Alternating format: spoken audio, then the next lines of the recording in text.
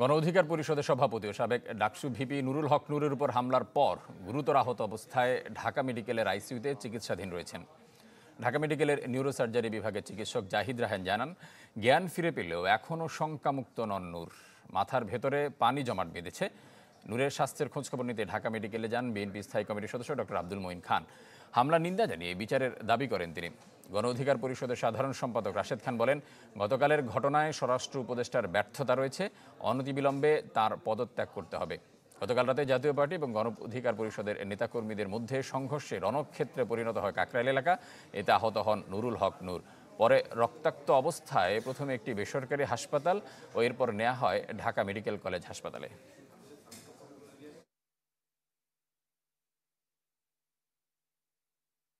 তিনি ডাকসুর ভিপি ছিলেন এক সময়, তিনি ছাত্র আন্দোলনের নেতৃত্ব দিয়েছিলেন এবং যিনি বাংলাদেশে গণতন্ত্র পুনরুদ্ধারের আন্দোলনের সবার আগে আন্দোলনের রাজপথে ছিলেন। মাথায় আঘাত যে সর্বোচ্চ পর্যায়ে যে আঘাতটা হয় সেটাই কিন্তু ওনার হয়েছে। উনি এখন কিছুটা ভালো আছেন, হয়তো ওনার বয়সের কারণে। ওনার যদি আরেকটু বয়স হতো আমরা হয়তো একজন মৃত ব্যক্তিকে পেতাম। উনি গতকালকে রাতে সেন্সলেস ছিল, এখন ওনার জ্ঞান কিছুটা ফিরেছে, কিন্তু ডাক্তার যেটি জানিয়েছে তিনি এখনো শঙ্কামুক্ত নয়।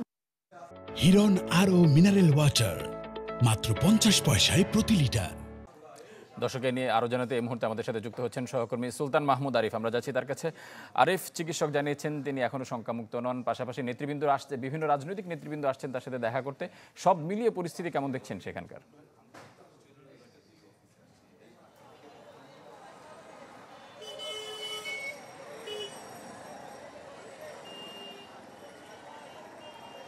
পরিস্থিতি, তিনি এখন পর্যন্ত আইসিইউতে রয়েছেন, তবে তার জ্ঞান ফিরেছে, তিনি কথা বলছেন এবং মোটামুটি সুস্থতার দিকে যাচ্ছে। তবে শঙ্কামুক্ত নয় বলে আমরা এখানকার নিউরো সার্জারি বিভাগের যে ডাক্তার তিনি আমাদেরকে জানিয়েছেন যে তার মাথায় যে পানি জমাট বেঁধেছে, যেটি সেই জমাট বাঁধা পানি বের করা না গেলে, যতক্ষণ পর্যন্ত বের করা না হবে ততক্ষণ পর্যন্ত আসলে শঙ্কামুক্ত এটি পুরোপুরি বলা যাচ্ছে না।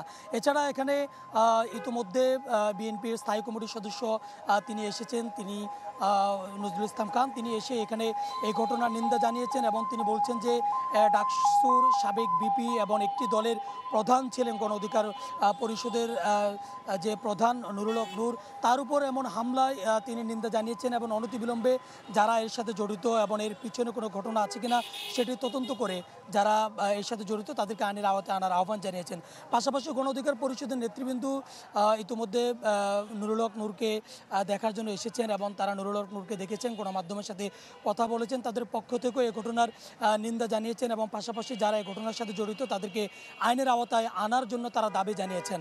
এবং গণ অধিকার পরিষদের নেতৃবৃন্দ যেমনটি বলছিলেন যে এখন পর্যন্ত প্রশাসনের ভিতরে যে সংস্কার করা দরকার সেই সংস্কার পুরোপুরি করা হয়নি, যে সংস্কার পুরোপুরি করা না হওয়ার কারণেই মূলত তারা বলছেন যে এই ধরনের হামলা হয়েছে এবং অনতিবিলম্বে প্রশাসনের মধ্যে যদি সংস্কার করা না হয় এবং ফেসিবাদের দোষর যারা রয়েছেন তাদেরকে যদি অনতিবিলম্বে আইনের আওতায় আনা এবং তাদেরকে চাকরিচ্যুত করা না হয় তাহলে এই ধরনের ঘটনা আরও বাড়বে বলে গণ অধিকার পরিষদের যে নেতৃবৃন্দ রয়েছেন তারা এমনটি শঙ্কা প্রকাশ করেছেন এবং অনতিবিলম্বে তারা এই ঘটনায় কোনো রকম মামলা তারা করবেন কিনা সে বিষয়ে আমরা জানতে চেয়েছি। তারা বলছেন যে তারা অনতিবিলম্বে আইনের আশ্রয় নেবেন এবং তারা যে মামলা করার যে প্রক্রিয়া সেদিকে এগোবেন এবং পাশাপাশি এমন একটি ঘটনায় যেহেতু স্বরাষ্ট্র উপদেষ্টার ব্যর্থতা তারা দেখছেন এবং স্বরাষ্ট্র উপদেষ্টার পদ থেকে দাবি তারা তুলছেন।